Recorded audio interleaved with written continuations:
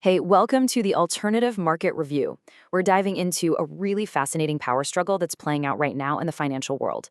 You've got private equity, private credit, and the public markets all smashing into each other in some brand new ways.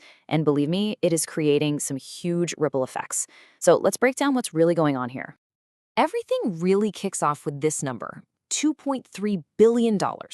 That's the all-cash price tag on a massive deal that just sent some serious shockwaves through the market. But what's really interesting here isn't the number itself. It's what that number signals. It's a clue, a signpost pointing to these much, much bigger shifts happening just underneath the surface of the financial world. And today, we're going to decode exactly what those signals are. So the real question we have to ask is, what is this one deal telling us about everything else? We've managed to pick out three key signals that are totally reshaping the entire landscape. Okay, so signal number one is what we're calling the take-private frenzy. This is where these big private equity firms are basically on the hunt, scooping up publicly traded companies and yanking them right off of the stock market. And that brings us right back to our big number.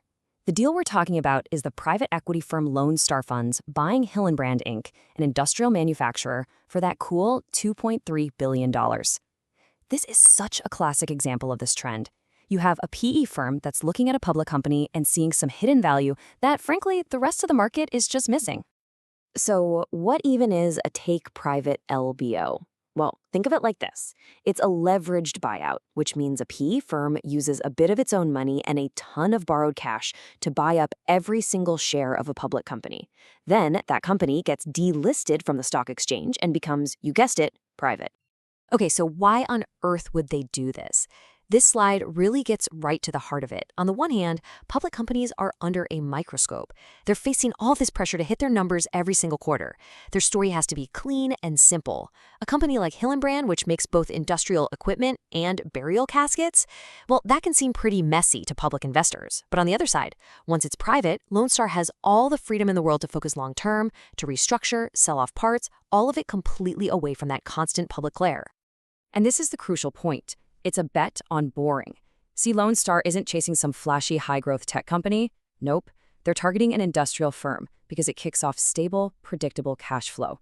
The playbook is classic PE. Simplify the business, make it run better, and then get it ready for a future sale. But there is a risk here.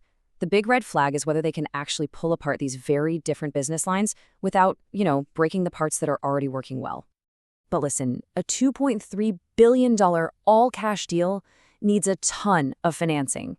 And that leads us directly to our second signal, the incredible, and I mean incredible power play being made by private credit right now. And this chart just shows you how dramatic this shift has been. In the past, big banks would all get together to fund these huge deals. But now, as you can see, private credit funds are just dominating. They're financing a staggering 80% of these buyouts. They've basically become the jet fuel for the entire LBO machine. And the reason they're winning is actually pretty simple: speed and certainty. Just imagine for a second you're a PE firm in a bidding warfare company. A private credit fund can just step right in and commit to the entire loan package, fast and with way fewer strings attached. That certainty is a massive, massive advantage that helps them go in and seal the deal. But all this power, it definitely comes with risk. As these private credit funds take on more and more debt, we're seeing more of this practice called amend and pretend. Basically, this is where a company is struggling to pay its loan, and instead of calling a default, the lender just eases the terms. Maybe they let the company pay its interest with even more debt. It's kind of a way to keep the music playing, at least for now. And this quote just captures the danger perfectly, right? It solves the immediate problem, it avoids a messy default that could destroy value, but it doesn't actually fix the underlying issue with the business. It can just kick the can down the road, and that could create an even bigger problem later on. So we've seen how PE firms are buying companies, and we've seen how those deals are getting funded. But what's the end game here? Well, our third signal shows that the exit strategy is changing, as the IPO window seems to be creaking back open. And here's another number for you that really matters: $4.8 billion. That is the huge valuation that Alliance Laundry Systems, a PE-backed company, hit after its recent IPO. It was a massive success and a really clear sign that confidence is starting to come back to the public markets. This quote just nails the sentiment. For the last couple of years, the IPO market was basically shut, which forced private equity firms to just hold on to their companies for longer than they wanted. But now it seems like the public markets are once again a really attractive way out.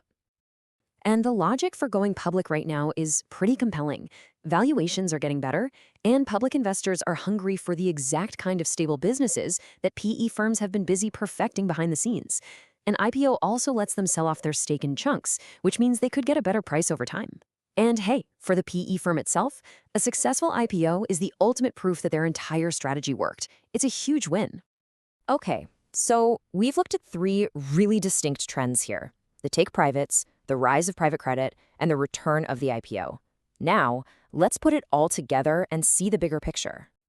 I want you to think about it like a football game. The offense, that's private equity, aggressively buying up these solid public companies. The financing, that's private credit, providing the massive amounts of fuel needed to make those plays happen. And the exit, the touchdown, that's a successful IPO, letting them cash in big on their investment. And this right here is really the key takeaway. Take privates, private credit, IPOs. They might all seem like they're happening in their own little worlds, but they are deeply, deeply interconnected. They're different games, for sure, but as the slide says, they're all being played at the same time on the very same field. And every move in one game absolutely affects the others. So where does this all leave us? What does it mean for the future? Well, the trends are pretty clear, and the strategies are definitely being deployed. But in the market, nothing is ever guaranteed. The final score isn't on the board yet. The big question is, will these strategies lead to a huge win? Or will those risks we talked about, the amend and pretend, the complex restructurings, will they come back to bite? I guess only time will tell. Thanks for tuning in.